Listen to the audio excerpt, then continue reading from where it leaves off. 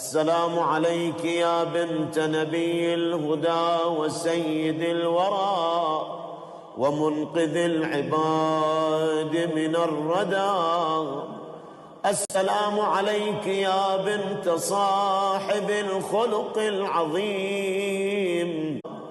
السلام عليك يا بنت صاحب الخلق العظيم والشرف العميم والآيات والذكر الحكيم.